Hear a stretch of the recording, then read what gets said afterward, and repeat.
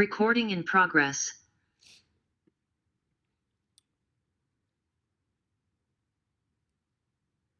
கர்த்தருக்கு ஸ்தோத்திரம். இன்றைக்கு இந்த பரிசுத்த ஆவியானவரின் அனுபவம் என்ற தலைப்பில் கடைசி வேத படிப்பை நம்ம பார்க்கலான்ட்டு இருக்கேன். இந்த கடைசி வேத படிப்பை பார்க்கும்போது இன்றைக்கி என்னுடைய சகோதரியும் சகோதரியுடைய கணவனும் இங்கே என் பக்கத்தில் இருக்கிறாங்க. ஸோ இன்றைக்கி நான் யோசித்தது, அதை கர்த்தர் நமக்கு கொடுத்த காரியம் என்னென்னா, குடும்பமாக நாம் ஒருமைப்பட்டு கர்த்தரை நாம் ஆராதிக்க வேண்டும். கர்த்தர் நம்மை அதற்காக தான் அழைத்திருக்கிறார். அப்போது நம்ம பார்க்கும்போது இந்த பரிசுத்த ஆவியானவர் எந்த காரணத்திற்காக கர்த்தர் நமக்கு கொடுத்திருக்கிறார் அப்படி நீங்கள் பாருங்கள். இந்த வசனம் நீங்கள்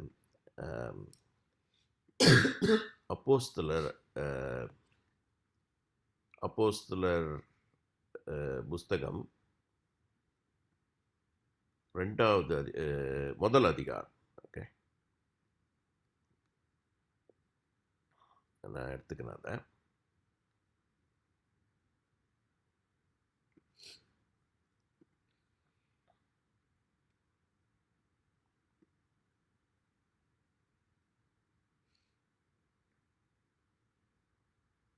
இங்கே இயேசு சொல்கிறாரு, அப்போஸ்தலர் 1:4 பார்க்கும்போது, அன்றியும் அவர்களுடனே கூடி வந்திருக்கும்போது அவர்களை நோக்கி, யோவான் ஜலத்தினாலே ஞானஸ்நானம் கொடுத்தான், நீங்கள் சில நாளுக்குள்ளே பரிசுத்த ஆவியினாலே ஞானஸ்நானம் பெறுவீர்கள். ஆகையால் நீங்கள் எருசலேமை விட்டு போகாமல் என்னிடத்தில் கேள்விப்பட்ட பிதாவின் வாக்குத்தத்தம் நிறைவேற காத்திருங்கள் என்று கட்டளையிட்டார். அப்போ இங்கே பார்க்கும்போது போட்டிருக்கு 3வது வசனத்தில், அவர் பாடுபட்ட பின்பு 40 நாளளவும் அப்போஸ்தலருக்கு தரிசனமாகி தேவனுடைய ராஜ்யத்துக்குரியவைகளை அவர்களுடனே பேசி அநேகம் தெளிவான திஷ்டாந்தங்களினாலே அவர்களுக்கு தம்மை உயிரோடு இருக்கிறவராக காண்பித்தார். அப்போ இங்கே முதல்ல நம்ம பார்க்கும்போது அப்போஸ்தலர்கள் இங்கே இருக்கிறாங்க. அவங்களுக்கு இயேசு உயிர்த்தெழுந்த இயேசு அவங்களுக்கு வெளிப்படப்பட்டது. மற்றவங்க யாருக்குமே அது வெளிப்படப்படலை. ஆனால் இங்கே அப்போஸ்தலர்னு எழுதியிருக்கு. அப்போஸ்தலர்கள் இருக்கிறாங்க, அவங்களுக்கு இயேசு இந்த மாதிரி சொன்னார் அப்படின்னு இங்கே ஆரம்பிக்குது. ரைட்டா? அப்போது அவங்க கேட்குறாங்க, அப்பொழுது கூடி வந்திருந்தவர்கள். அப்போ நல்லா புரிஞ்சுக்குங்க, கூடி வந்திருந்தவர்கள் எல்லாரையும் அந்த டைமில், அந்த நேரத்தில் அப்போஸ்தலர்கள் என்று அழைக்கப்பட்டார்கள். இது இந்த அப்போஸ்தலர்கள்னு பேர் கொடுக்கப்பட்டது, இயேசு அவங்களுக்கு பேர் கொடுக்கல. இந்த வரலாற்றில் அந்த ஜனங்க எழுதும்போது இவர்களை அப்போஸ்தலர் என்று எழுதினார்கள். இப்போ அப்போஸ்தலர் அந்த டைம், அப்போஸ்தலர்ன்றது ஒரு டைட்டில் கிடையாது, அது ஒரு தலைப்பு கிடையாது அந்த நேரத்தில். ரைட்டா? அப்போ கூடி வந்தவங்களெல்லாம் அப்போஸ்தலர் தான் அப்படின்னு கூப்பிடுறாங்க இங்கே. ஓகே, அப்பொழுது கூடி வந்திருந்தவர்களை அவரை நோக்கி, ஆண்டவரே, இக்காலத்தில் ராஜ்யத்தை இஸ்ரவேலுக்கு திருப்பி கொடுப்பீர் என்று கேட்டார்கள். இப்போ பாருங்க, அந்த கூடியிருந்த ஜனங்களுடைய நோக்கம் என்ன அப்படின்னு பார்க்கும்போது, ராஜ்யம் இஸ்ரவேலுக்கு திரும்பி வர வேண்டும். இதுதான் அவங்களுடைய நோக்கம். இயேசு வந்தார், இயேசு எல்லாம் செஞ்சாலும் அந்த நோக்கம் என்னவென்றால், ராஜ்யத்தை நீங்கள் இஸ்ரவேலுக்கு திருப்பி கொடுங்க. நம்ம இஸ்ரவேல் அப்படின்னு நம்ம ஆரம்பிக்கும் போதே இஸ்ரவேல் ஒரு தேசமாய் இருந்தாலும் இஸ்ரவேல் என்ற தேசம் அந்த யாக்கோபான இஸ்ரவேலுடைய குடும்பத்துக்கு கொடுக்கப்பட்ட தேசம். ஏன்னா நீங்கள் நல்லா படித்து பார்த்தீங்கன்னா ஆதி ஆகமத்தில் ஆபிரகாமுடைய குடும்பத்துக்கு தேவன் வாக்கு கொடுக்குறார். என்ன வாக்கு கொடுக்குறாரு? இந்த தேசத்தை நான் உனக்கு கொடுப்பேன் அப்படின்னு தான் வாக்கு கொடுக்குறார். ஆனால் நமக்கு எபிரேயர் புஸ்தகத்தில் நமக்கு தெரியும் அந்த தேசம் எந்த தேசம் என்பதை ஆபிரகாம் அறிந்திருந்தான். அவன் என்ன அறிந்திருந்தானா, மனுஷருக்கு தெரியப்பட்ட அந்த தேசம் அல்ல, கையால் தேவனுடைய கையால் செய்யப்பட்ட ஒரு தேசத்திற்காக அவன் காத்திருந்தான் அப்படின்னு போட்டிருக்கு. கேட்டா அப்போ அவனுக்கு தெரிஞ்சிச்சு இந்த பரலோக ராஜ்யத்துக்கு தன்னுடைய குடும்பத்துக்கு அதை கொடுப்பார், தனக்கு கொடுப்பார்ன்றது அவன் யோசிக்கல. அவன் என்னுடைய குடும்பத்துக்கே அதை கொடுப்பார் என்று யோசித்ததுனால அவன் அநேக வசதி உள்ளவனாய் இருந்தாலும் கூடாரத்திலே சஞ்சரித்தான். அவன் மட்டும் கூடாரத்தில் சஞ்சரிக்கல, அவனுடைய பிள்ளை ஈசாக்கும் கூடாரத்தில் சஞ்சரித்தான், ஈசாக்கினுடைய பிள்ளை யாக்கோபும் கூடாரத்தில் சஞ்சரித்தான் போட்டிருக்குது. ஏன்னா இவங்க வேற ஒரு நகரத்துக்காக வெயிட் பண்ணுறது காத்திருந்தார்கள் அப்படின்னு போட்டிருக்கு. ஆனால் இங்கே கேட்குறாங்க, ராஜ்யத்தை திருப்பி கொடுப்பீங்களா? இந்த ஜனங்க வந்துட்டு இன்னும் அந்த ஆவிக்குரிய ஒரு முதிர்ச்சிக்குள்ளாக வரவில்லை. அவர்கள் இந்த உலகத்திலே எனக்கு ராஜ்யத்தை கொடுப்பீர்களா என்று தான் கேட்கிறார். அப்பொழுது இயேசு பதில் சொல்கிறார், அதற்கு அவர், பிதாவானவர் தம்முடைய ஆதீனத்திலே வைத்திருக்கிற காலங்களையும் வேலைகளையும் அறிகிறதற்கு உங்களுக்கு அடுத்ததல்ல. பரிசுத்த ஆவி உங்களிடத்தில் வரும்போது நீங்கள் பலனடைந்து எருசலேமிலும் யூதேயா முழுவதிலும் சமாரியாவிலும் பூமியின் கடைசி பரியந்தமும் எனக்கு சாட்சிகளாய் இருப்பீர்கள் என்றார். இவைகளை அவர் சொன்ன பின்பு அவர்கள் பார்த்து கொண்டிருக்கையில் உயர எடுத்து கொள்ளப்பட்டார். அவர்கள் கண்களுக்கு மறைவாக ஒரு மேகம் அவரை எடுத்து கொள்ளப்பட்டது. இப்போ இயேசு போகிறதுக்கு முன்னாடி என்ன சொல்கிறாருன்னா, இந்த ராஜ்யத்தை கொடுப்பேன், எப்போ கொடுப்பேன், இதெல்லாம் நீங்கள் யோசிக்காதீங்க. நீங்கள் பரிசுத்த ஆவியை பெற்றுக்கொள்வீர்கள். பரிசுத்த ஆவியை பெற்றுக்கொண்ட பிறகு நீங்கள் எனக்கு சாட்சிகளாக இருப்பீர்கள். இப்போ நான் என்ன சொல்ல வரேன்னா, இந்த உலகத்தில் இருக்கும் ராஜ்யத்துக்கு அல்ல, பரலோக ராஜ்யத்திற்கு என்ன தேவை?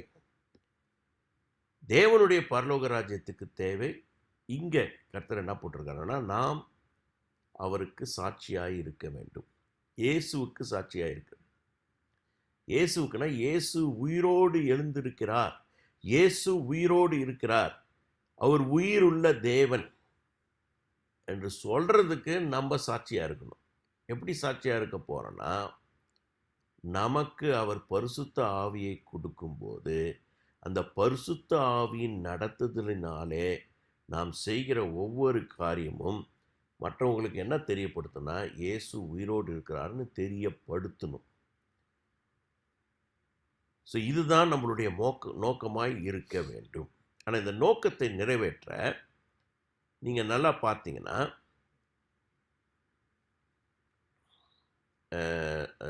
அப்போஸ்தலர் 1:13 நீங்கள் பார்க்கும்போது இந்த யார் இயேசு சொன்னார், நீங்கள் காத்திருங்கள், நீங்கள் பரிசுத்த ஆவியை பெற்றுக்கொள்ள காத்திருங்கள், எருசலேமை விட்டு போகாதீர்கள். அதில் ஒரு முக்கியமான காரியம் இருக்குதுங்க. பரிசுத்த ஆவியை பெற்றுக்கொள்ள தேவன் நிர்ணயித்த இடத்துல இவர்கள் இருக்க வேண்டும் அப்படின்னு இயேசு சொல்லிடுறார்.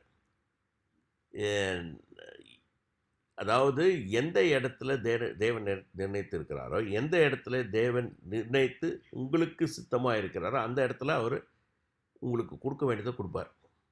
ரொம்ப முக்கியம் இங்கே. ஆனால் அங்கே அவங்க வந்து காத்திருக்கிற இந்த ஜனங்கள் யார் அப்படின்னு பார்க்கும்போது, நீங்கள் அப்போஸ்தலர் 1:13 பார்த்தீங்கன்னா, அவர்கள் அங்கே வந்தபோது மேல் வீட்டில் ஏறினார்கள். அதில் பேதுருவும் யாக்கோபும் யோவானும் அந்திரேயாவும் பிலிப்பும் தோமாவும் பர்த்தலமேயுவும் மத்தேயுவும் அல்பேயுவின் குமாரனாகிய யாக்கோபும் சொஸ்தே எனப்பட்ட சீமோனும் யாக்கோபின் சகோதரனாகிய யூதாவும் தங்கியிருந்தார்கள். அப்போ இங்கே பார்க்கும்போது சீஷர்கள் இருந்தார்கள். அந்த 11 சீஷர்கள் இருந்தார்கள். ஆனால் இங்கே என்ன போட்டிருக்குன்னா, இயேசுவினுடைய சகோதரனான யாக்கோபும் இயேசுனுடைய சகோதரனாகிய யூதாவும் தங்கியிருந்தாங்க. யாக்கோபும் யூதாவும் அவங்க வந்துட்டு இதை அந்த முதல்ல இருந்த 12 சீஷருங்க கிடையாது. இவங்க 2 பேர் இயேசுனுடைய குடும்பத்தில் பிறந்தவங்க. அடுத்தது என்ன போட்டிருக்கு, அங்கே இவர்கள் எல்லாரும் ஸ்திரிகளோடும் இயேசுனுடைய தாயாகிய மரியாளோடும் அவருடைய சகோதரரோடும் கூட ஒருமனப்பட்டு ஜெபத்திலும் வேண்டுதலிலும் தரித்திருந்தார்கள். அந்நாட்களிலே சீஷர்களில் ஏறக்குறைய 120 பேர் கூடியிருந்தபோது அப்படின்னு போட்டிருக்கு. இங்கே 120 பேர் இருந்தாங்க இந்த வீட்டில். 120 பேர் நம்ம சொல்லும்போது எனக்கு ரொம்ப இங்கே தொடர்றது என்னன்னா, இயேசுனுடைய தாயார் அங்கே இருந்தார்கள், இயேசுனுடைய சகோதரர் அங்கே இருந்தார்கள், அவருடைய சகோதரரோடும் கூட ஒருமனப்பட்டு. இப்போ நம்ம இயேசுன்ற நம்ம நீங்கள் வந்து சுவிசேஷ புஸ்தகத்தில் பார்க்கும்போதுலாம் ஒரே ஒரு இடத்துல தான் ரெண்டு 3 இடத்துல அவருடைய குடும்பத்தாரை பற்றி போட்டிருக்கோம். ஒரு இடத்துல இந்த கல்யாணத்தில் இயேசுனுடைய தாயார் வந்து இயேசுவோடு பேசுகிறத போட்டிருக்கோம். இன்னொரு இடத்துல அவங்க குடும்பத்தார் வந்திருக்காங்க அப்படின்னும் போது அவர் இவங்க தான் என்னுடைய குடும்பத்தார் அப்படின்னு இயேசு சொல்லுவார்.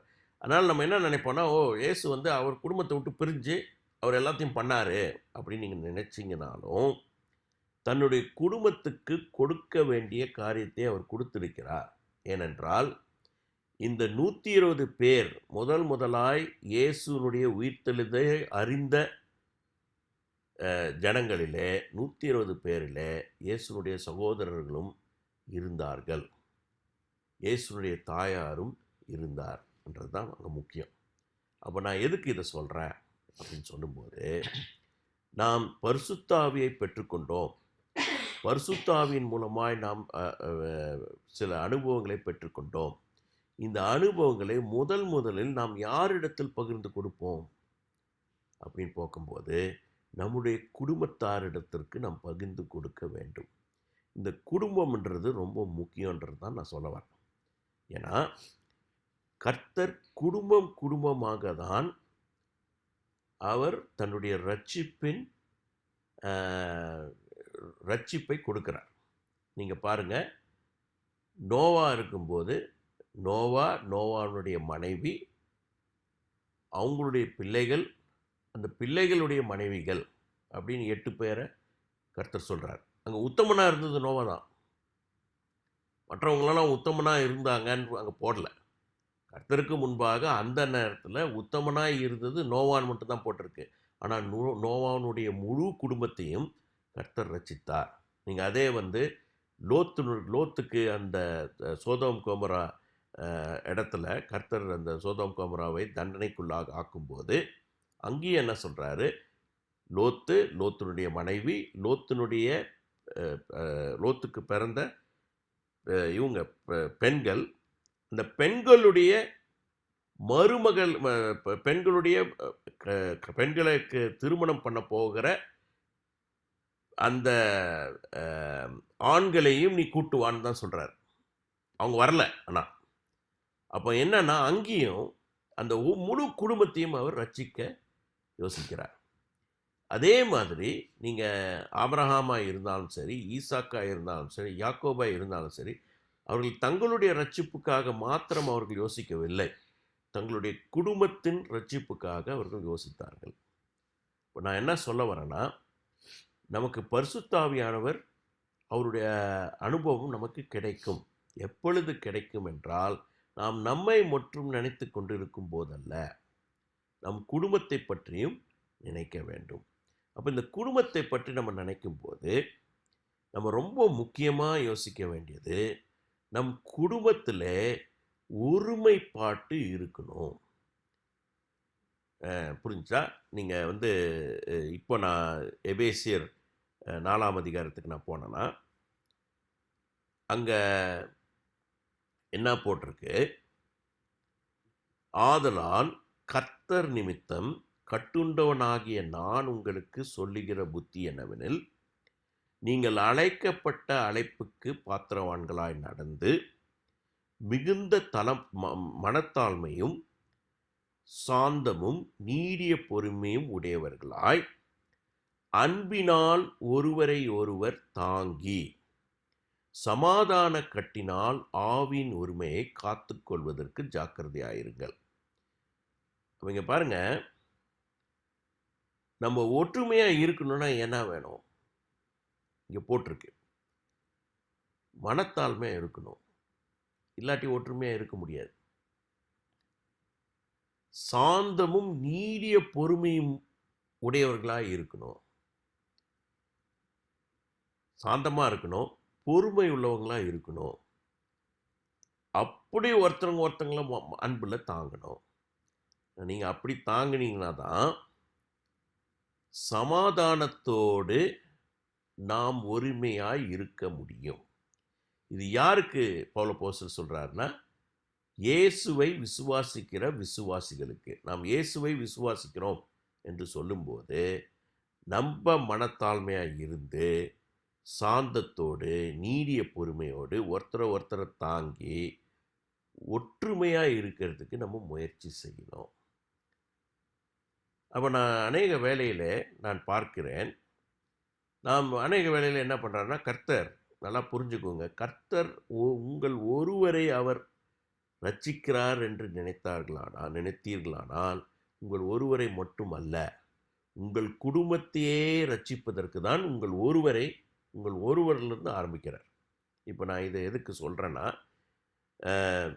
எனக்கு ரட்சிப்பை கர்த்தர் கொடுத்தார், எனக்கு பரிசுத்த ஆவியானவரின் அபிஷேகத்தை கர்த்தர் கொடுத்தார். எனக்கு நல்லா ஞாபகம் இருக்குது, நான் ஏதோ ஒரு வெக்கேஷனுக்கு நான் பெங்களூர்லேருந்து ஊட்டி போகும்போது, ஊட்டியில் நானும் என் தாயாரும் என் சகோதரியும் ஜெபம் பண்ணிகிட்டு இருக்கும்போது, என் சகோதரியும் அந்த பரிசுத்த ஆவியானவருடைய அபிஷேகம் இருக்கிறதை நான் கண்டேன். அன்றைக்கே அவங்க 2 பேரும் ஞானஸ்தானம் எடுக்கிறதுக்கு ஒத்துக்கிட்டாங்க. அப்படி முழு குடும்பத்தையும் அவர் ரட்சிக்கிறார். இன்றைக்கி நான் பார்க்குறேன், என் பக்கத்தில் உட்கார்ந்துருக்கிறவங்க எல்லாருமே, அங்கே என்னுடைய அம்மா இருக்கிறாங்க, என்னுடைய பிள்ளைகள் இருக்கிறார்கள், என் சகோதரருடைய பிள்ளைகள் இருக்கிறார்கள். இவர்கள் எல்லாருமே விசுவாசிகள். இவர்கள் எல்லாருமே கர்த்தர் மேல் அன்புள்ளவர்களாக இருக்கிறார்கள். அது எவ்வளவு சந்தோஷமான காரியம். ஆனால் இது 20 வருஷம் முன்னாடி, 30 வருஷம் முன்னாடி அப்படி இல்லை. நிறைய பேர் ரட்சிக்கப்படலை. அதே மாதிரி இப்போ என்னுடைய மனைவியை நான் யோசிக்கும்போது, அவங்க குடும்பத்தில் 4 பேரும் 5 பேர் தான் விசுவாசிகளாக இருக்கிறாங்க. ஆனால் நான் சொல்கிறேன், இந்த 4 பேர் 5 பேர் ஒற்றுமையாக இருக்கணும். அந்த ஒற்றுமையாக இருக்கிறதுக்கு என்ன வேணும் அப்படின்னு பார்க்கும்போது, மனத்தாழ்மை வேண்டும், சாந்தம் வேண்டும், நீடிய பொறுமை வேண்டும். அப்போ தான் பரிசுத்த ஆவியானவர் நமக்குள்ளே இருப்பார். ஆவின் ஒருமையை காத்து கொள்வதற்கு ஜாக்கிரதையாக இருங்கள்னா, அவர் ஒன்றா இருந்தால் தான் ஆவியானவர் நம்மளோடு இருப்பார். ஏன்னா அங்கே நீங்கள் 120 பேர் ஒருமைப்பட்டு இருந்தார்கள். இயேசு, நீ என்னுடைய குடும்பத்தை சேர்ந்தவன், நீ என்னுடைய குடும்பத்தை சேர்ந்தவன் அல்ல அப்படின்னு அவர் பிரிக்கல. எல்லாரையுமே தன்னுடைய குடும்பத்தை சேர்ந்தவராக அவர் நடத்தினார். அதனால் இப்போ பாருங்க, இயேசுவுக்கும் யோவானுக்கும் உறவு இருந்துச்சு, இயேசுவுக்கும் பேதுருக்கும் உறவு இருந்துச்சு. இப்போ இந்த 120 பேர்ல இயேசுனுடைய குடும்பமும் இருக்கு. அப்ப நான் என்ன சொல்ல வரேன்னா, பேதுருவுக்கும் இயேசுனுடைய தாயாருக்கும் இயேசுனுடைய சகோதரர்களுக்கும் நல்ல உறவு இருந்தது. ஏனென்றால் இயேசு இவங்க எல்லாரையுமே தன்னுடைய குடும்பத்தில் ஒருவராக பாவித்து அவர்கள் மேல் அன்பு செலுத்தினார். இன்னொன்று நம்ம நினைப்போம், நம்ம வந்துட்டு இந்த உலகத்துக்கே ஒரு சிலுவையில் ரட்சிப்பு கொடுத்தாரு அப்படிதான் நம்ம சொல்லுவோம்.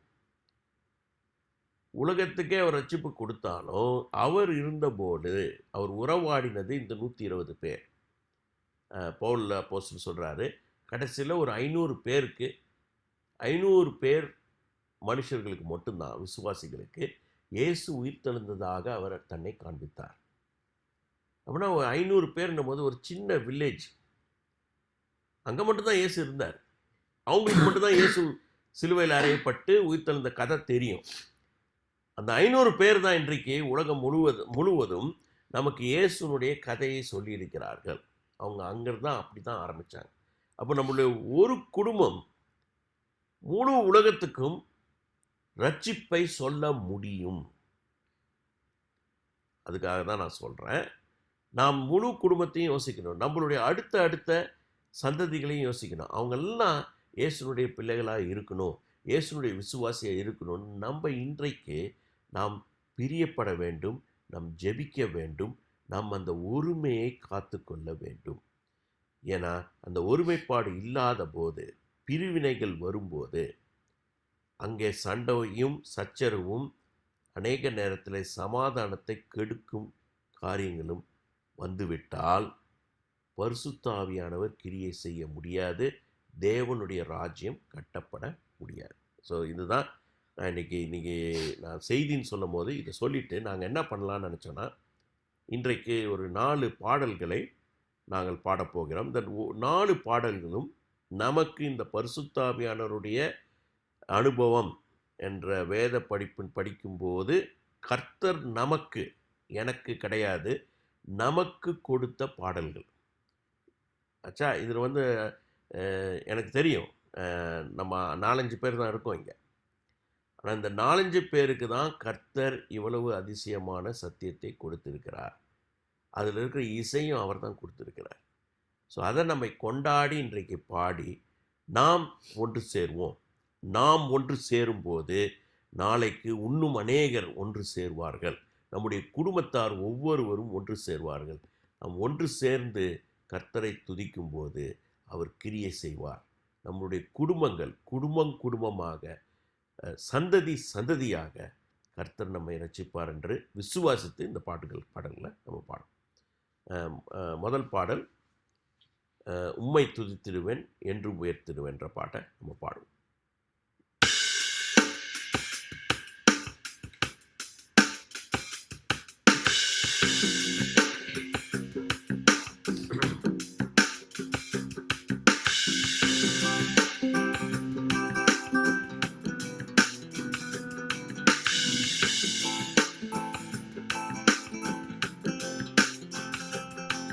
உம்மை துதித்திடுவேன் என்றும் உயர்த்திடுவேன், உம்மாவியின் பலத்தால் உம்மிடத்தை சேர்ந்திடுவேன்.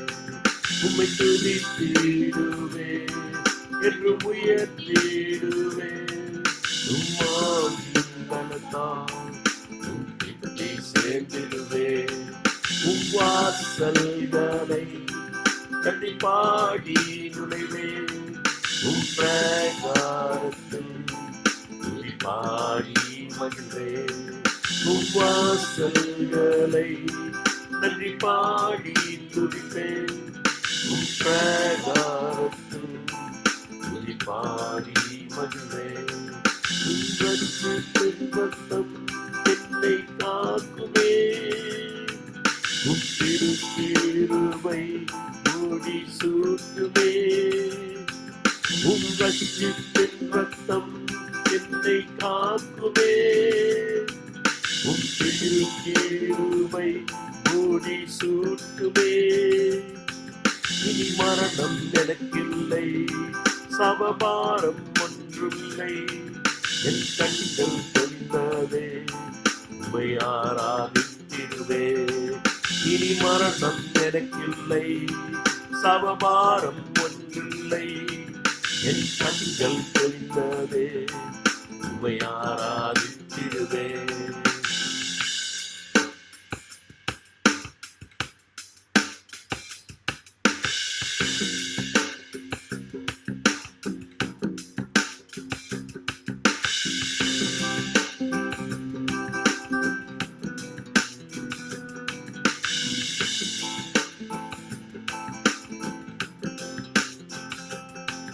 உம்மை துதித்திடுவே, என்றும் உயர்த்திடுவே.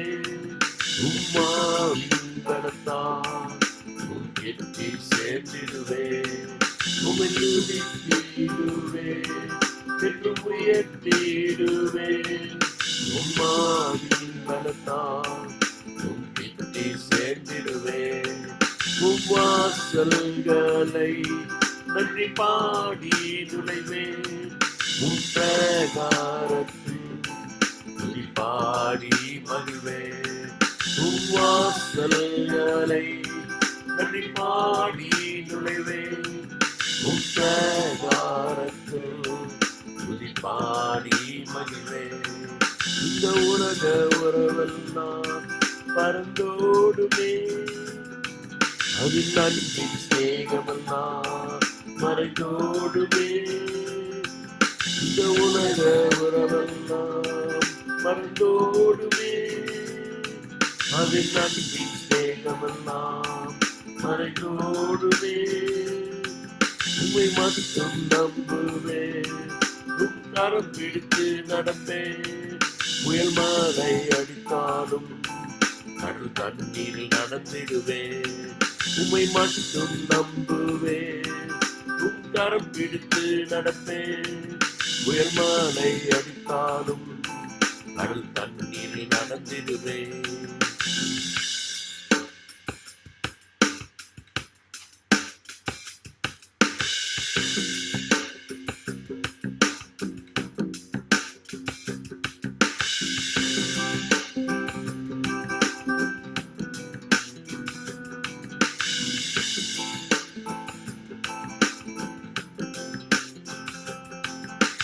துதித்திடுவே, என்று உயர்த்திடுவே.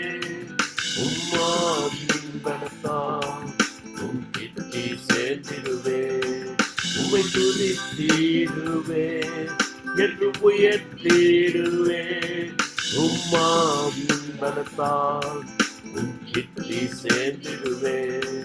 உம் வாசல்களை நன்றி பாடி நுழைவேன், உம் பிரகாரத்தில் துதி பாடி மகிழ்வேன்.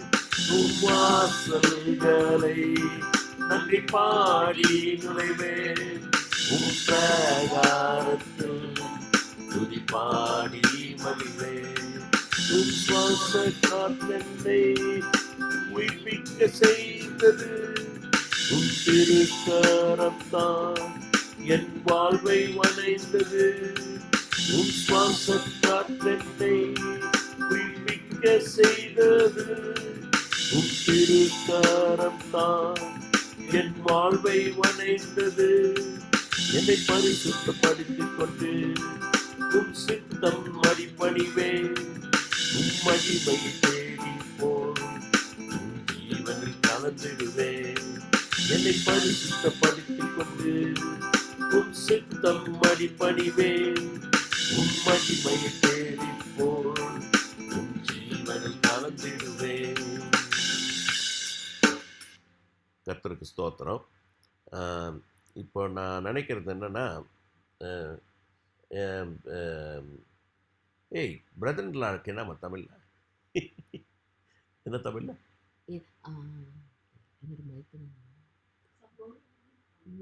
சரி, சகோதரன் தான். பிரவீன் இருக்கிறாரு. அதாவது என்னுடைய தங்கச்சி உடைய கணவர். ஓகே, அது என்ன, நாங்கள் இங்கிலீஷில் பிரதர் இன் லான்னு சொல்லுவோம். அவர் இருக்கிறாருங்க. அவர் நம்ம குடும்பங்களுக்காக அவர் இப்போ வந்து என்னுடைய மச்சான். ஓ மச்சானா? அவர் வந்து இப்போ வந்து ப்ரேயர் பண்ண போகிறாரு. பிரவீன் ப்ரே பண்ணுறீங்களா? Pray for the families. Huh? Yeah, all families. English. Huh? இங்கிலீஷ்லையா? அவர் ஆங்கிலத்தை பண்ண போகிறார், நம்ம ஆங்கிலத்தில் பண்ணலாம், பரவாயில்ல. பண்ணுங்க. Father Lord, we thank you for this wonderful day. Thank you for bringing us together as a family under your name, Lord Jesus. I cover every person who is gathered here and also those family members belonging to our families here who have gathered. I immerse them in your precious blood. Cover them with your precious blood. Anoint them with your supernatural oil, Lord Jesus. Lord, I pray that you visit all our families and you are there. You're an omnipotent God, that you are present everywhere, Lord. And I know that you know all the problems, all our joys, our sorrows. And Lord, we lay them out to you, Lord. And our lives are all open, like an open book, the Bible says, Lord Jesus. You know everything about us. I surrender all the kids, especially, Lord, in your presence. Anoint them with your supernatural oil. Help them to grow up in the knowledge and understanding of Jesus Christ. To put Jesus first in all their lives and put the world behind them, Lord Jesus. Help us to look at the cross all the days of our life, because after this life is eternal life, and that's where we need to spend our life for eternity. And help us looking for this long-term investment rather than looking at the short-term investment in this world and looking at the worldly things. Help us to concentrate on the spiritual things, Lord Jesus. Fill us with your spirit. Anoint us with your supernatural oil. Cover us with your precious blood. Wherever we go, wherever we travel, let your angels go before us and behind us. Take us safely to our destinations. Bring us back home safely on a daily basis, all the days of our life. Bless us with happiness, love, joy, peace, security. And above all, Lord Jesus, help us keep Jesus first in our lives, in our daily, in our routines. And Lord, let others see the light and come towards that light, people who are in darkness. That our family will be a source of light in the places of darkness. In our schools, in our colleges, in our universities, in our workplaces. Hallelujah. Let us attract all those people. Let them see Jesus in us. And help us to walk uprightly in your presence. Hallelujah. Help us to be holy and acceptable in your sight. Hallelujah. And Lord, whatever messages we hear, whatever praise and worship we sing, let us write all these things in the tablets of our heart and walk Hallelujah. accordingly in Hallelujah. uprightness, Lord Thank Jesus, you. all Thank the you. days of our life. Thank you. And I pray especially that you will bless all our family members wherever they are, in India, in Australia, in around the world, Lord, in US. Lord, I pray that you will bless them, you heal all our bodies from our sicknesses, both seen, unseen, known, unknown, hidden diseases in our body. I commit them all under your precious oil, Lord Jesus. The Bible says, by my stripes you are healed. I put my hand on your stripes and put upon every one of these members' foreheads. From head to foot, you heal them, Lord Jesus. And Lord, more than this, that our spiritual condition should be healed, that we should have a spiritual revival in our families, and that our children and our children's children should walk uprightly in your ways, Lord, and confess and should never be ashamed of the gospel of Christ as we are today, Lord Jesus. We commit all the family members into your precious hands. In Jesus' name we pray. Amen. Amen. Amen. அடுத்த பாட்டு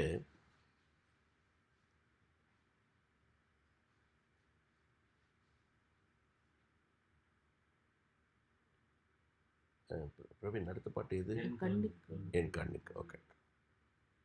so என் கண்ணுக்கு மகிமையை பாடுவோம். இதில் நான் முக்கியமாக உங்களுக்கு சொல்ல வேண்டியது என்னென்னா, நாம் இந்த உலக பிரகாரமாய் நம் குடும்பத்தோடு ஒற்றுமையாக இருப்பது கடினமானது, புரிஞ்சுக்குங்க. ஆனால் நாம் ஒவ்வொருவரும் அப்படி ஒரு ஒருமையை தேட வேண்டுமானால், அப்படி நம்ம குடும்பங்களிலே ஒருமை வேண்டுமானால், ஒற்றுமை வேண்டுமானால், முதலாவது நாம் என்ன செய்யணும்னா, நாம் நம் இயேசுவோடு ஒற்றுமையாக ஒன்றா மாறிடணும்.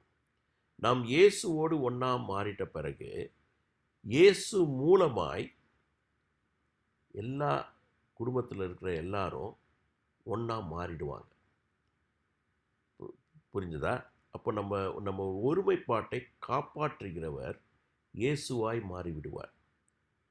ஏனென்றால் நாம் எல்லாருமே நம்ம எந்த இதிலேருந்து இருக்கலாம், ஆனால் நாம் எல்லாருமே இயேசுவுக்குள்ளாக சகோதரனும் சகோதரிகளுமாக மாறிவிடுகிறோம். அதை புரிஞ்சுக்கோங்க. அப்போ நம்ம இந்த மகிமையை காண்போம், தேவனுடைய மகிமையை காண்போம் பரிசுத்த ஆவியின் மூலமாய் தேவனுடைய மகிமையை காண்போம் என்று சொல்லும்போது, இந்த ஒருமைப்பாடு இருந்தால்தான் நாம் அந்த மகிமையை முழுவதுமாய் காண முடியும். ஆச்சா?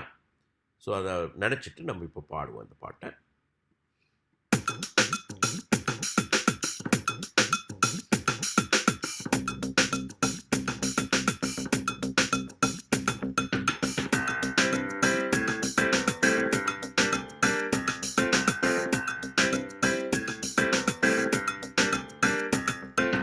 கண்ணுக்கு உன் மகிமை, என் நெஞ்சுக்கு உன் பிரசன்னம், மனதை கட்டி பலத்தை கூட்டி உன் மகிமையின் முகம் காண்பேன்.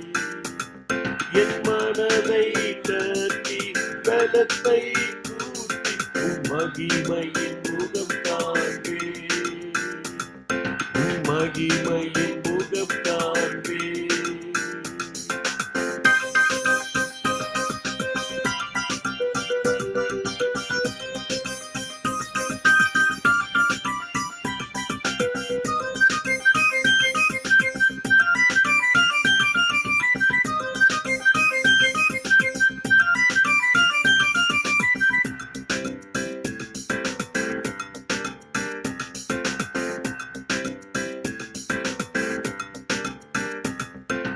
ஒன்றையே நான் கேட்கிறேன், அதையே என்றும் நாடுவேன். ஒன்றையே நான் கேட்கிறேன், அதையே என்றும் நாடுவேன். உம் மகிமையை பார்த்துக் கொண்டு உம் ஆலயத்தில் ஆராய்ச்சி செய்வேன். அமர்ந்திருப்பேன். உம் மகிமையை பார்த்துக் கொண்டு உம் ஆலயத்தில் ஆராய்ச்சி செய்வேன். உம் பாதத்தில் அமர்ந்திருப்பேன். என் கண்ணுக்கு உம் மகிமை, என் நெஞ்சுக்கு உம் பிரசன்னம், மனதை கட்டி பலத்தை கூட்டி உம் மகிமையின் முகம் காண்பேன். என் மனதை கட்டி பலத்தை கூட்டி உம் மகிமையின் முகம் காண்பேன். உம் மகிமையின் முகம் காண்பேன்.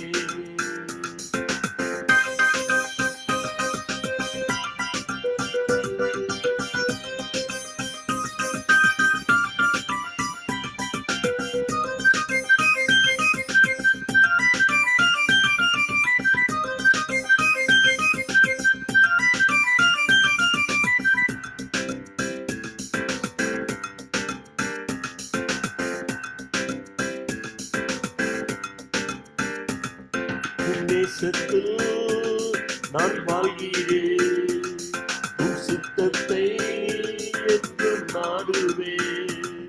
உன் நேசத்தில் நான் வாழ்கிறேன், உன் சித்தத்தை என்றும் நாடுவேன். உன் வார்த்தையின் பரிமாணத்தில் என் ஜீவனின் மொழி பேசும். என் நடைகளின் சுவடாகும். உன் வார்த்தையின் பரிமாணத்தில் என் ஜீவனின் மொழி பேசும். என் நடைகளின் சுவடாகும். என் கண்ணுக்கு உன் மகிமை, என் நெஞ்சுக்கு உன் பிரசன்னம், மனதை கட்டி பலத்தை கூட்டி உம் மகிமையின் முகம் காண்பேன். என் மனதை கட்டி பலத்தை கூட்டி உம் மகிமையின் முகம் காண்பேன். உம் மகிமையின் முகம் காண்பேன்.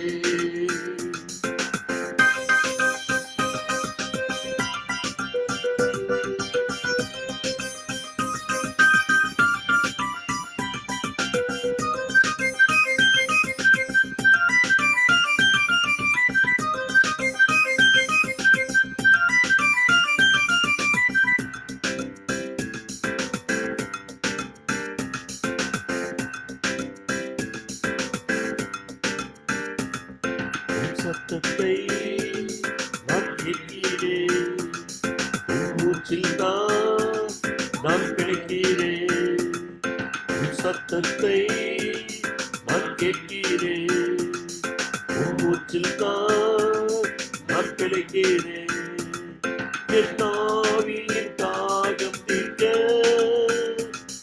உம்மாவியின் நதியோடும் அதில் முடிவில்லை உம்மை சேர்வேன், என் ஆவியின் தாகம் தீர்க்க உம்மாவியின் நதியோடும் அதில் முடிவில்லை உம்மை சேர்வேன், என் கண்ணுக்கு உம் மகிமை, என் நெஞ்சுக்கு உம் பிரசன்னம், மனதை கட்டி பலத்தை கூட்டி உம் மகிமையின் முகம் காண்பேன், என் மனதை கட்டி பலத்தை கூட்டி உம் மகிமையின் முகம் காண்பேன், உம் மகிமையின் முகம் காண்பேன். கர்த்தருக்கு ஸ்தோத்திரம். இங்கே நான் முக்கியமாக இந்த இந்த இடத்த பார்த்தீங்கன்னா, உன் சத்தத்தை நான் கேட்கிறேன், உன் மூச்சில்தான் நான் பிழைக்கிறேன் அப்படின்னு எழுதியிருக்குது. இதில் என்னுடைய மனைவி ஜோதி எப்பொழுதும் சொல்லுவாள், ஏன் எல்லா பாட்டுலேயும் இந்த உம்முடைய மூச்சிலே நான் இருக்கிறேன், உம்முடைய சுவாசத்தில் நான் பிழைக்கிறேன் அப்படின்னு நிறைய பாட்டில் என்று எழுதியிருப்பேன். நான் எப்போ பார்த்தாலும் இந்த சுவாசம் மூச்சு ஏன் வருது அப்படின்னு பார்த்தீங்கன்னா, நீங்கள் நல்லா புரிஞ்சுக்கோங்க, கர்த்தருடைய ஆவி அவருடைய சுவாசத்தில் இருக்குது, நம்முடைய ஆவி நம்முடைய சுவாசத்தில் இருக்குது. நம்மளுடைய சுவாசம் எப்போ நிற்குமோ அப்போ நம்மளுடைய ஆவி நம்மை விட்டு பிரிந்து போகிறது. ரைட்டா? அப்போ அந்த கர்த்தருடைய சுவாசம் என்று நாம் சொல்லும்போது அதை தான் ஆவினே இதில் நீங்கள் வேதத்தில் நீங்கள் ஒரிஜினல் டிரான்ஸ்லேஷன் உண்மையாக அந்த காலத்தில் கிரேக்க மொழியில் எழுதுனதை நீங்கள் பார்த்தீங்கன்னா, அவங்க தேவனுடைய சுவாசத்தை தான் தேவனுடைய ஆவி என்று சொல்லுகிறார்கள். ரைட்டா? அப்போ இந்த சுவாசம் தேவனுடைய சுவாசம் என்று சொல்லும்போது அவர் எப்பொழுதெல்லாம் தன்னுடைய வார்த்தையை உச்சரிக்கிறாரோ அப்போ தான் நமக்கு அவருடைய சுவாச காற்று நம்ம காதில் கேட்குது. இப்போ அவருடைய சத்தத்தை அவர் மூச்சில் தான் நம்ம கேட்குறோம். அப்போ நம்ம சொல்கிறோம், உம்முடைய மூச்சில் தான் நான் வாழ்கிறேன் அப்படின்னு சொல்லும்போது என்ன அர்த்தம்? அவருடைய வார்த்தைக்கு நாம் அடிபணிய வேண்டும் அப்படின்றதான் இங்கே அதனுடைய அர்த்தம். ரைட்டா? அப்போது நம் ஆவியானவருடைய அனுபவம், பரிசுத்த ஆவியானவருடைய அனுபவம் என்று நாம் சொல்லும்போது அதனுடைய முதல் படி எதுவென்றால் அவருடைய வார்த்தைக்கு நாம் கீழ்ப்படியும் போது அவருடைய சுவாசம் நமக்குள்ளாக சுவாசிக்கப்படுகிறது என்றுதான் அர்த்தம். புரிஞ்சுங்களா? அப்போ இந்த சுவாசம் தான் அது எல்லா இடத்துலையும் நம்மளுடைய வாழ்க்கையில், நம்மளுடைய குடும்பங்களில் அது உலாவ வேண்டும். அதாவது அவருடைய வார்த்தை உலாவ வேண்டும். அநேக வேளையில் இது பண்ணால் என்ன தப்பு, அது பண்ணால் என்ன தப்பு அப்படின்னு நமக்குள்ளே கேள்வி கேட்டுக்கொள்கிறோம். ஆனால் அதெல்லாம் முக்கியம் கிடையாது. என் கர்த்தர் சொல்லிவிட்டார், என் கர்த்தர் ஒரு வார்த்தையை உச்சரித்து விட்டார் என்றால் அங்கே நம்ம இது தப்பு ரைட்டெல்லாம் இல்லை, அவர் சொல்லிட்டார், அதை நான் ஃபாலோ பண்ணோம். அப்படி நம்ம வாழ்க்கையை அமைக்கும்போது நம்முடைய பிள்ளைகளும் நம்முடைய பிள்ளைகளின் பிள்ளைகளும் கர்த்தருக்கு கீழ்ப்படிவார்கள். நமக்கு கீழ்ப்படிய வேண்டிய அவசியம் இல்லை, கர்த்தருக்கு கீழ்ப்படிவார்கள். அவர்கள் கர்த்தருக்கு கீழ்ப்படிதார்களானால் நமக்கும் கீழ்ப்படிவார்கள். இல்லையா? ஸோ இந்த சத்தியத்தை நம்ம புரிஞ்சுட்டு ஒவ்வொரு தடவையும் கர்த்தருடைய வார்த்தைக்கு நாம் முக்கியத்துவம் கொடுக்க வேண்டும் என்று நான் சொல்லிக்கொள்கிறேன். ரைட்டா? இப்போ அடுத்த பாட்டு நம்ம பாடுவோம்.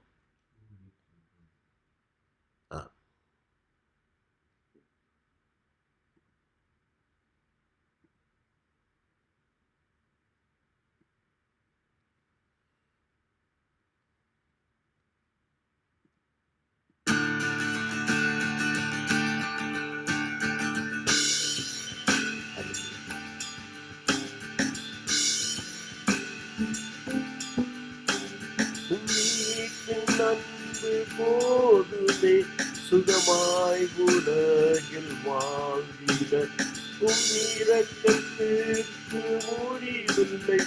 உம்மாலை பாவம் மேற்கொள்வேன், அன்புக்கு நன்றி சொல்வேன், என்றும் துதித்து பாடிடுவேன். அன்புக்கு நன்றி சொல்வேன், என்றும் துதித்து பாடிடுவேன். என் நேச கர்த்தரே, உம் பிரசன்னம் வாஞ்சிக்கிறேன். என் நேச கர்த்தரே, எனக்குள் வாருமே.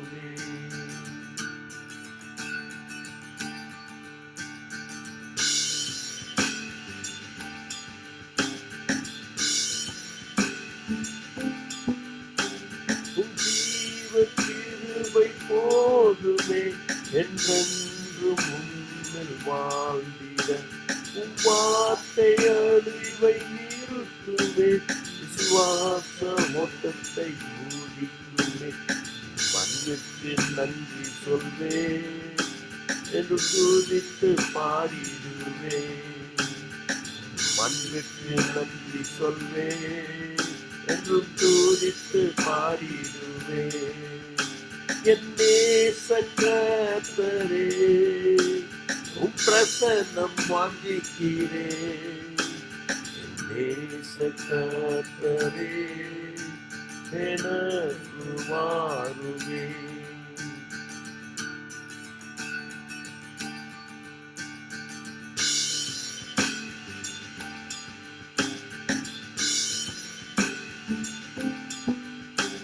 இயேசுவின் ரத்தம் போதுமே, அவரை போல மாறிட.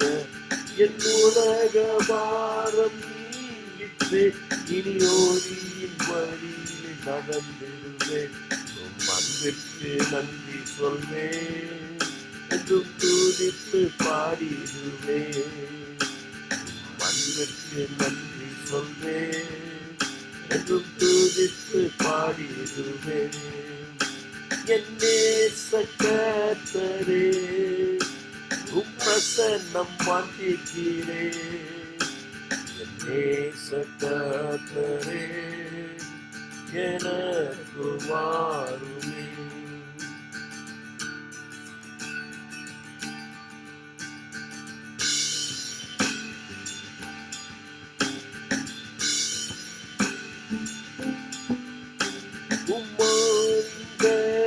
போதுமே, உம்மோகத்தின் மகிமை கண்டிட.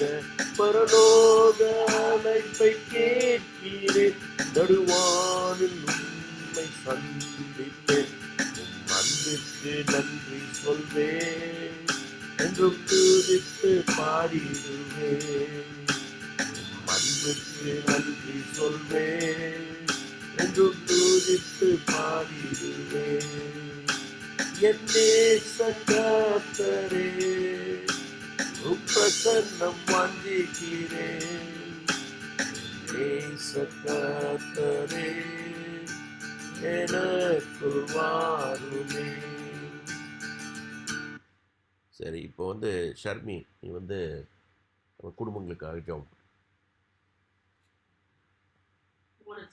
முதல்ல சகலத்தையும் படைத்த எங்கள் சர்வவல்ல பிதாவே, கர்த்தாவே, உம்மை துதிக்கிறோம், உம்மை ஸ்தோத்திரிக்கிறோம், உம்மை போற்றுகிறோம், உம்மை வணங்குகிறோம். அப்பா கர்த்தாவே, நீர் எங்களுள் இருக்கிறதற்காக உமக்கு ஸ்தோத்திரம். எங்களை குடும்பமாக ஒன்று இணைத்ததற்காக ஸ்தோத்திரம். அப்பா நீர் எங்கள் நடுவில் உலாவும் போது கர்த்தாவே, குடும்பமாக நாங்கள் துதிக்க, நாங்கள் பாட, உம்மை போற்ற எங்களுக்கு அளித்த அந்த கிருபைக்காக ஸ்தோத்திரம். உடைய விலையேறப்பட்ட ரத்தத்தினால் எங்களை மீட்டுக் கொண்டீர். உடைய ரத்தத்தினால் எங்களுக்கு மீட்பை கொடுத்தீரப்பா. அதை நாங்கள் என்றும் மறவாமல் இருக்க கிருபைத்தாரும். நீர் அன்பாய் இருக்கிறீரப்பா.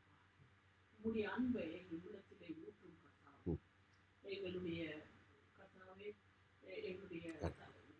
எங்களுடைய தாய்மார்கள் மேலும் கர்த்தாவே ஆவியை ஊற்றும். எங்கள் சகோதரர்கள் உங்களுடைய ஆவியை ஊற்றும். உங்களுடைய ஆவியை ஊற்றும் போது உங்களுடைய அன்பு ஊற்றப்படும்.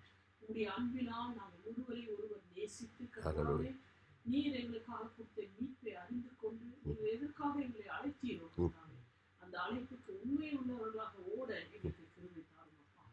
ஒரு நேரம் வரும், ஒரு காலம் வரும், குடும்பமாக எங்களுடைய உம்மிடத்திலே உம்மை நோக்கவும், உம்மோடு நாங்கள் வந்து சேரவும், உம்மோடு அரசாளவும் எங்களை அழைத்திருக்கிறோம். கர்த்தாவே, உமக்கு மிகுந்த மகிமையை நாங்கள் செலுத்துகிறோம் அப்பா. உங்களுடைய அழைப்பு பெரிதாக இருக்கிறது. இந்த குடும்பத்தை நீர் அதற்காக தெரிந்து கொண்டதுக்காக கோடான கோடி ஸ்தோத்திரங்களை செலுத்துகிறோம் அப்பா. எங்களுடைய குடும்பங்களிலும் எங்களுடைய எக்ஸ்டெண்டட் குடும்பங்களிலும் அப்பா ரட்சிக்கப்படாதவர்கள் இருந்தால் நீர் அவர்களுக்கு ரட்சிப்பை தர வேண்டுமா ஜெபிக்கிறோம். அன்பை தர வேண்டுமா ஜெபிக்கிறோம். ஆவின் அபிஷேகத்தை தர வேண்டுமா ஜெபிக்கிறோம். கர்த்தாவே, எல்லாரும் உலகமே ஒரு குடும்பமாக இருக்கிறது அப்பா. எல்லாவற்றையும் நாங்கள் நோக்கி பார்த்தால் ஆதாம் ஏவாளில் இருந்து கர்த்தாவே இன்று வரை இந்த முழு மனுஷர்களே கர்த்தாவே உங்களுடைய குடும்பமாக இருக்கிறது. அனைவர்களுக்காகவும் நாங்கள் ஜெபிக்கிறோம். உங்களுடைய ஆவியை ஊற்ற வேண்டும். அனைவரும் உண்மை அறிந்து கொள்ள வேண்டும் அப்பா. உங்களுடைய அன்பை அறிந்து கொள்ள வேண்டும். உங்களுடைய அன்பை ருசி பார்க்க வேண்டும் கர்த்தாவே. இந்த குடும்பத்தை உங்களுடைய அன்பை ருசி பார்க்க ஒரு கிருபையை ஏற்படுத்துகிறது. கோடான கோடி ஸ்தோத்திரங்களை செய்கிறேன் கர்த்தாவே. எங்களுடைய ஃபியூச்சர் கிட்ஸ்க்காக ஜெபிக்கிறோம். எங்களுடைய பிள்ளைகளுக்காக நாங்கள் ஜெபிக்கிறோம். பிள்ளைகளின் பிள்ளைகளுக்காக நாங்கள் ஜெபிக்கிறோம். இந்த பொல்லாத உலகத்திலே நீர் அவர்களை பிரித்தெடுக்க வேண்டும் அப்பா. நீர் அவர்களை ஒரு பரிசுத்தாவின் அபிஷேகத்துக்குள்ளே வைத்துக் கொள்ள வேண்டும் கர்த்தாவே. அவர்கள் உமக்காக ஓட வேண்டும். உமக்காக ஜீவிக்க வேண்டும் கர்த்தாவே. உமக்காக சாட்சியாக இந்த குடும்பத்தை வைத்தரணும் கர்த்தாவே. எங்கள் அனைத்து குடும்பங்களும் கர்த்தாவே எங்களுடைய சாட்சிகளாக வைத்துக் கொள்ளும். உடைய ரத்த கோட்டைக்குள்ளே வைத்துக் கொள்ளும். உடைய ரத்த கோட்டைக்குள்ளே எங்களுக்கு பாதுகாப்பு அப்பா. நீர் எங்களுடைய சேனைகளின் தேவனாய் இருக்கிறீர். எங்களுக்காக போராடுகிறீர். எங்களுக்காக பரிந்து பேசுகிறீர். எங்களுக்காக நீர் ஜீவிக்கிறீர். நீர் இன்றும் உயிரோடு இருப்பதே எங்களுக்காக கர்த்தாவே. அதற்காக ஸ்தோத்திரம். உமக்கே துதி, உமக்கே மகிமை. உண்மையே அழைக்கிறோம். உண்மையே உறவாட அழைக்கிறோம். என்றும் கர்த்தாவே ஈனோக்கு உறவாடினது போல உம்மோடு நாங்கள் அனைவரும் உறவாட எங்களுக்கு ஒரு கிருபையை கிருபைக்காக ஸ்தோத்திரம். இயேசு கிறிஸ்துவின் நாமத்தில் ஜெபத்தை கேட்கிறோம் கர்த்தாவே. ஆமென். ஆமென். அடுத்த பாட்டு நம்ம அவர் மகிமையின் தேவன்ற பாட்டை பாடுவோம்.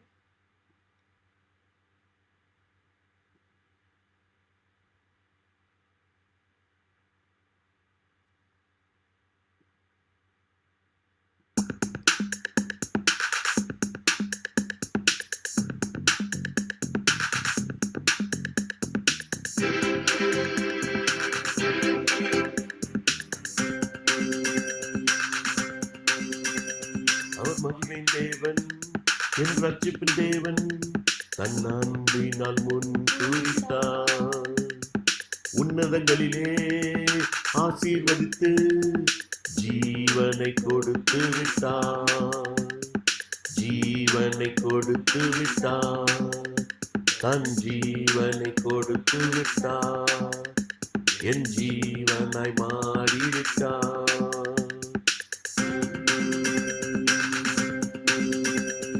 துதித்து பாடிடுங்கள் என் இயேசுவின் பிரசன்னத்திலே. மகிழ்ந்து களி கூறுங்கள் அவர் உலாவும் நேரத்திலே.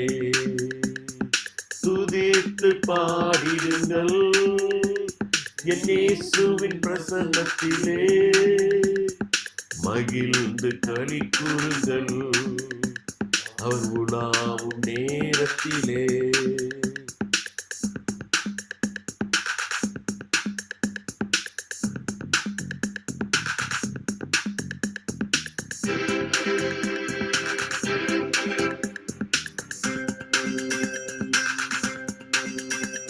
அவர் ஆவியின் தேவன், என்னை அழைத்த தேவன், என்னை மகனாக ஏற்றுக்கொண்டார். மீட்பு நாளில் உயிர்த்தெழ செய்ய என்னை ஆவியில் அபிஷேகித்தார். என்னை ஆவியில் அபிஷேகித்தார். தன் ஆவியில் அபிஷேகித்தார். தேவ ஆவியில் அபிஷேகித்தார்.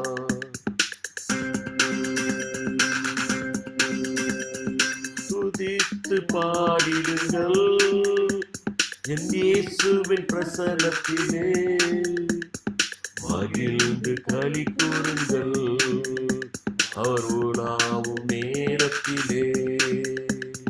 துதித்து பாடிடுங்கள் என் இயேசுவின் பிரசன்னத்திலே. மகிழ்ந்து களி கூறுங்கள் அவர் உலாவும் நேரத்திலே.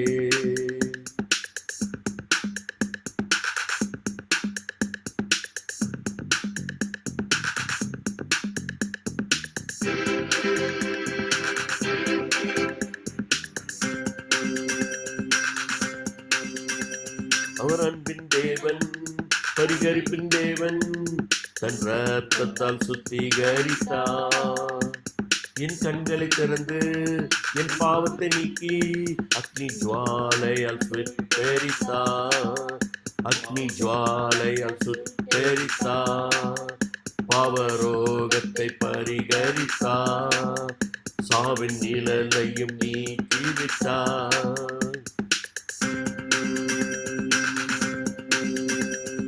துதித்து பாடிடுங்கள் என் இயேசுவின் பிரசன்னத்திலே.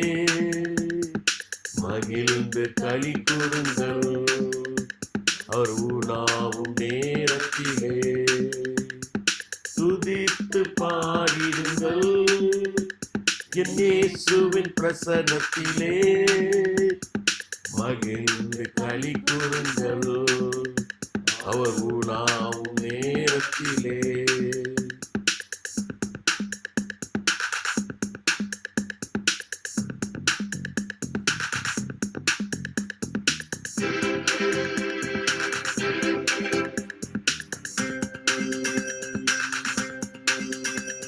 அவர் நீதியின் தேவன், மக பரிசுத்த தேவன், என்னை உத்தமனாக்கிவிட்டார்.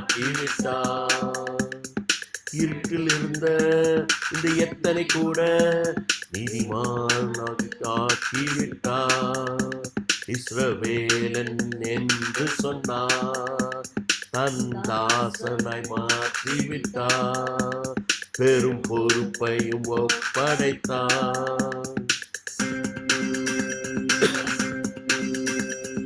துதித்து பாடிடுங்கள் என் இயேசுவின் பிரசன்னத்திலே.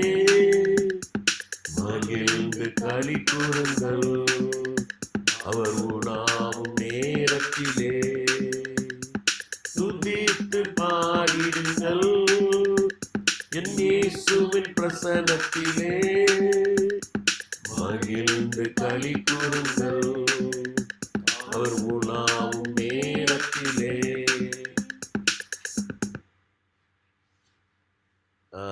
இப்போ நான் வந்து இந்த ஜெபத்தை முடித்து விடலாம் என்று நான் யோசிக்கும்போது, இங்கே நமக்கு நம்ம என்னுடைய மச்சான் பிரவீனுடைய அம்மா, எனக்கும் அம்மா தான், ரொம்ப அம்மாவாக பாவித்து நான் பார்த்த 4-5 தடவை தான் பார்த்துருக்குறேன் அவங்கள.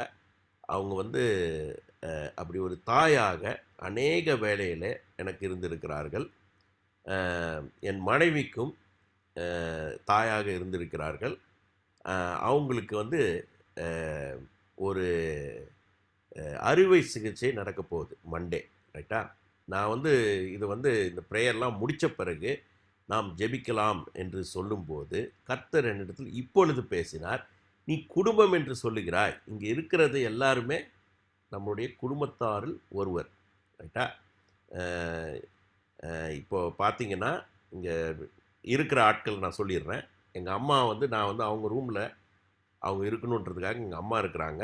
என்னுடைய தங்கை, என்னுடைய மச்சான் இருக்கிறார் இங்கே. இந்தியாவில் என்னுடைய மச்சான் செந்திலுடைய மனைவியார் அம்மு அங்கே இந்தியாவில் இருக்கிறாங்க. அவங்க ஒருத்தங்க இருக்கிறாங்க.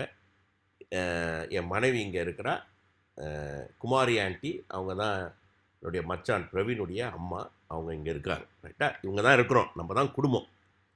ஸோ இன்றைக்கு என்னுடைய மனைவி அவங்களுடைய அந்த அறுவை சிகிச்சை நல்லா சக்ஸஸ்ஃபுல்லாக நடந்து அவங்களுக்கு எந்த பெயினும் இல்லாமல் சீக்கிரமாக ரெக்கவர் ஆகி நல்லா அவங்களுடைய கண்கள், இது கண்ணில் நடக்கிற ஒரு அறுவை சிகிச்சை, அந்த கண்கள் நல்லா தெரிஞ்சு நல்லா சந்தோஷமாக இருக்கணும். இந்த மண்டே வந்து சக்ஸஸ்ஃபுல்லாக எல்லாம் நடக்கணும்.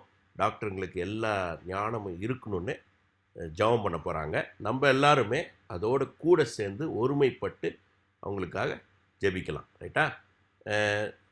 அவங்களுக்கு இது அன்மியூட் பண்ண முடியுமா ஆன்ட்டிக்கு? தெரில, தெரியாது, அவங்களுக்கு தெரியாது. சரி, அப்புறமா ஆன்ட்டி நம்ம அப்புறமா திருப்பி அப்புறம் ஃபோன் பண்ணுவோம். இப்போ வந்து ஜோதி நீ அவங்களுக்காக ஜெபம் பண்ணு.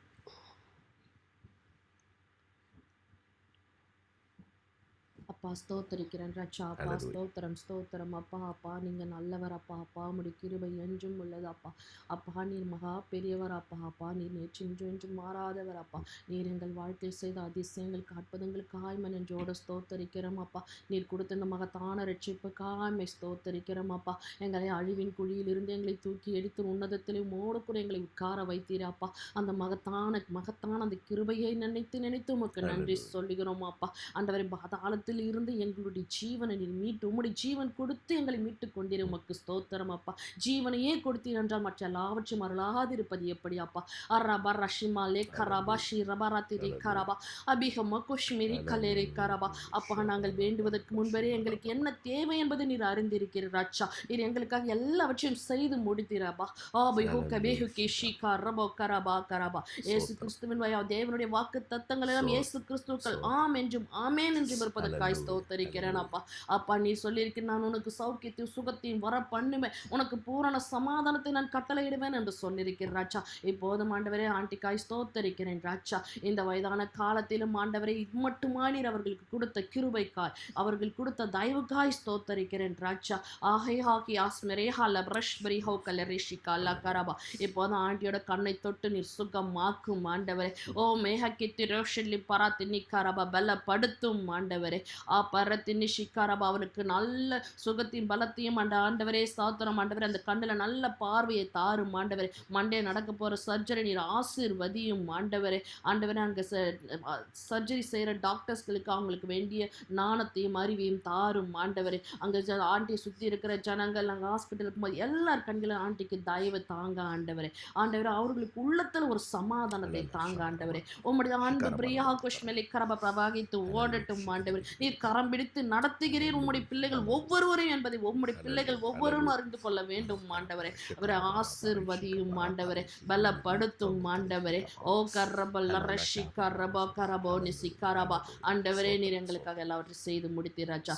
ஆண்டவரே, நாங்கள் கேட்பதற்கு உண்படே ஆண்டவரே நீர் அறிவீர், அதை செய்து முடித்து விட்டீர் என்று நாங்கள் விசுவாசிக்கிறோம். ஆண்டி நல்ல சுகத்தை பலத்து நல்ல பார்வையும் கொடுத்தமை காய்ம நெஞ்சோட ஸ்தோத்தரிக்கிறேன் ராஜா. உம்முடைய மகிமை உள்ள பிரசன்னத்திலே எங்களை மாசற்றவர்களாக மிகுந்த மகிழ்ச்சியோடு நீ நிறுத்த வல்லவராய் இருக்கிறீர் ஆண்டவரே. உமக்கே வல்லமை மகிமை கனம் எல்லாவற்றையும் உமக்கே செலுத்துகிறோம் ராஜா. எல்லாவற்றையும் ஆண்டவரும் அருமை இரட்சகருமாகி இயேசு கிறிஸ்துவின் நாமத்தில் வேண்டிக் கொள்கிறோம் ஜீவன் உள்ள நல்ல பிதாவே. ஆமென். அதுக்கு ரொம்ப நன்றி. நம்ம அடுத்த வாரம் பார்ப்போம்.